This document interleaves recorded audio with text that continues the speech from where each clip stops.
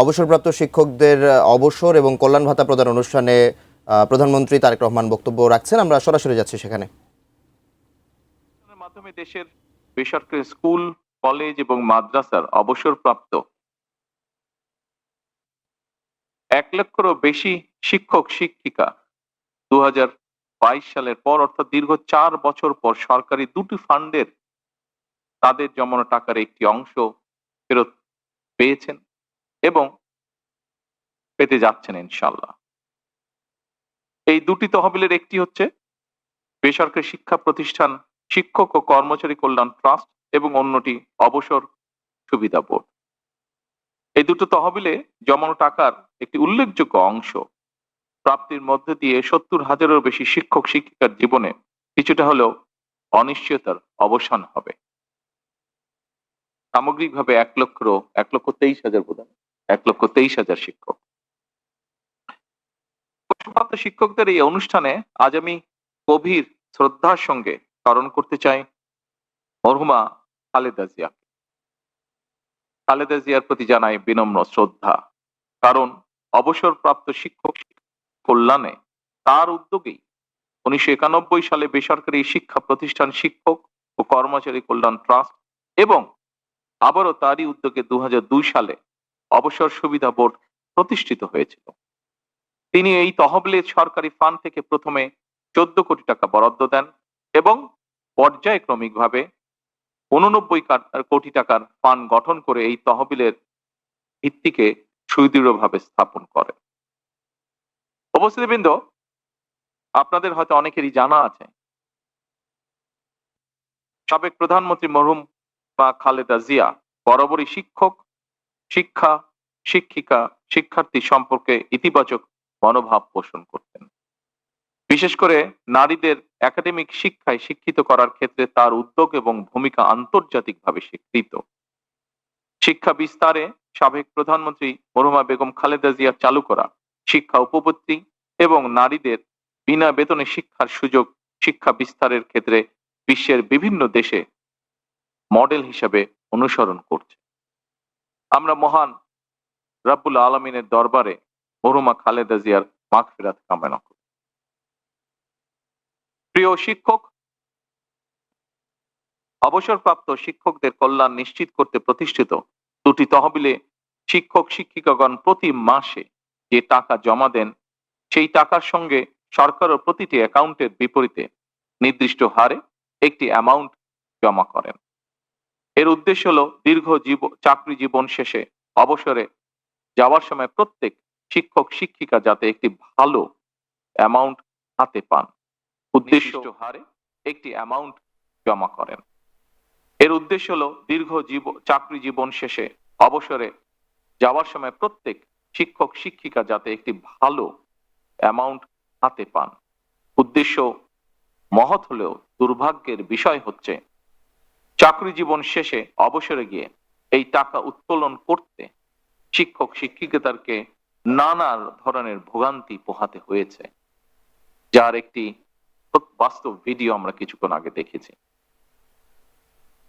অত্যন্ত দুঃখজনক ভাবে বলতে হয়, এই টাকা উঠাতে গিয়ে নিজেদের প্রাপ্য টাকা তুলতে গিয়ে তাদেরকে ঘুষ দেওয়ার অলিখিত নিয়মও পালন করতে হয়েছে বা বাধ্য হয়ে করতে হয়েছে। এই বাস্তবতায় আজ আমরা শিক্ষক শিক্ষিকাদের কোন রকম ভোগান্তি ছাড়াই অনলাইনে তাদের প্রাপ্য টাকা যার যার ব্যাংক অ্যাকাউন্টে পাঠিয়ে দিতে সক্ষম হয়েছে। তার জন্য আমি আল্লাহ রাব্বুল আলামিনের দরবারে হাজারো শুকরিয়া আদায় করছি।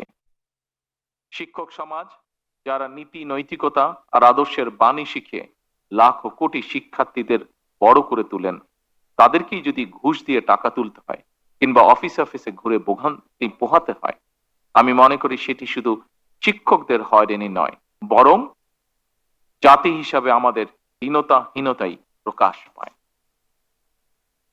সম্মানিত উপস্থিতিবৃন্দ, অবসরকালীন সুবিধার টাকা আজ অবসরপ্রাপ্ত শিক্ষক শিক্ষিকাদের অ্যাকাউন্টে যত সহজে পৌঁছে দেওয়া হয়েছে, এই পুরো প্রক্রিয়াটি সম্পূর্ণ করার কাজটি কিন্তু অতটা সহজ ছিল না। কারণ পতিত পরাজিত বিতাড়িত ফ্যাসিবাদী সরকার যেভাবে ব্যাংক, বীমা সহ প্রতিটি সেক্টর থেকে লুটপাট করেছিল, সেই লুটপাটের কবল থেকে অবসরপ্রাপ্ত শিক্ষকদের স্বার্থ রক্ষায় গঠিত উল্লেখিত দুটি তহবিলও রেহাই পায়নি। জাল ইন্ডেক্স তৈরি, লুটপাটের সুযোগ তৈরি করতে শিক্ষকদের কল্যাণ তহবিল থেকে অর্থ দুর্বল ব্যাংকে সরিয়ে নেওয়া এবং প্রযুক্তিগত অবকাঠামোকে ধ্বংস করার মাধ্যমে এই তহবিল দুটিকে প্রায় দেউলিয়া করে ফেলা হয়েছিল। ফলে যে শিক্ষকগণ সারা জীবন শিক্ষার আলো ছড়াতে নিজেদের জীবনের সোনালী সময় পার করে দিয়েছেন, জীবনের এই প্রান্তে এসে তাদের চরম আর্থিক অনিশ্চয়তার মুখোমুখি হতে হয়েছে। ফ্যাসিবাদী চক্রের লুটপাটের কারণে অবসরপ্রাপ্ত শিক্ষক শিক্ষিকাগণ 2022 সাল থেকে এই তহবিল হতে কোনো টাকাই পাচ্ছিলেন না। বর্তমান সরকার রাষ্ট্র পরিচালনার দায়িত্বে আসার পর অবসরপ্রাপ্ত শিক্ষক শিক্ষিকাদেরকে অবসরকালীন সুবিধার টাকা দেওয়ার সিদ্ধান্ত গ্রহণ করে, কিন্তু দেখা যায় এই ফান্ডে পর্যাপ্ত অর্থের সংস্থান নেই। ফলে অবসরপ্রাপ্ত 70,000-এরও বেশি শিক্ষক শিক্ষিকাদের দুরবস্থার কথা চিন্তা করে সরকারকে বিশেষ ব্যবস্থাপনায় আজ অবসরপ্রাপ্ত শিক্ষকদের টাকা পরিশোধ করতে হয়েছে। আমি আজ এই অনুষ্ঠানে একটি কথা তুলে ধরতে চাই। যতদিন আপনাদের নির্বাচিত বর্তমান সরকার রাষ্ট্র পরিচালনার দায়িত্বে থাকবে, ইনশাল্লাহ আমাদের সর্বোচ্চ প্রচেষ্টা থাকবে অবসরকালীন সুবিধার টাকা পেতে আপনাদেরকে আর অফিসে অফিসে ঘুরতে হবে না। আমাদের সর্বোচ্চ চেষ্টা থাকবে ইনশাল্লাহ আর কোনো ভোগান্তি আপনাদেরকে পোহাতে হবে না এই সংক্রান্ত বিষয়। আমাদের সর্বোচ্চ চেষ্টা থাকবে ইনশাল্লাহ আর কোনো মধ্যস্বত্ব ভোগীর যন্ত্রণা এই বিষয়ে আপনাদেরকে ভোগ করতে হবে না ইনশাল্লাহ। আগামী দিনগুলোতে যথাসময়ে অনলাইনে আপনাদের প্রাপ্য টাকা কোনো ভোগান্তি ছাড়াই আপনাদের অ্যাকাউন্টে যাতে পৌঁছে যায় আমাদের সর্বোচ্চ থাকবে এটি ইনশাআল্লাহ।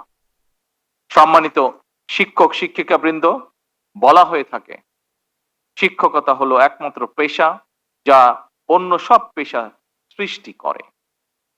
আপনারা শিক্ষকতা পেশা থেকে অবসর গ্রহণ করলেও আপনাদের কাছ থেকে শিক্ষা নিয়ে অসংখ্য শিক্ষার্থী নিজেদেরকে নানা পেশায় প্রতিষ্ঠিত করেছে এবং বর্তমানে করছে এবং ভবিষ্যতেও করবে।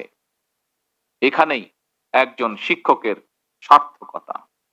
সুতরাং আপনারা প্রচলিত নিয়মে শিক্ষকতা পেশা থেকে অবসর গ্রহণ করলেও শিক্ষক হিসাবে আপনাদের দায়িত্ব শেষ হয়ে যায়নি। আপনারা এখনো সমাজের শিক্ষক। বাংলাদেশের আহ্বান কালের ধর্মীয়, সামাজিক এবং পারিবারিক মূল্যবোধ প্রতিষ্ঠায় এখনো জনমানসে আপনাদের ভূমিকা সর্বজনগ্রাহ্য। সুতরাং আপনারা জীবনের শেষ দিন পর্যন্ত আমাদের চলমান এই সমাজে আলোকবর্তিকা হিসেবে ভূমিকা রাখবেন ইনশাআল্লাহ। এই প্রত্যাশা ব্যক্ত করে এবং আপনাদের সুস্বাস্থ্য কামনা করে আমার বক্তব্য শেষ করছি। আসসালামু আলাইকুম। আল্লাহ হাফেজ। বাংলাদেশ জিন্দাবাদ। মাননীয় প্রধানমন্ত্রীকে তার বক্তব্যের জন্য ধন্যবাদ জানাচ্ছি এবং অসীম কৃতজ্ঞতা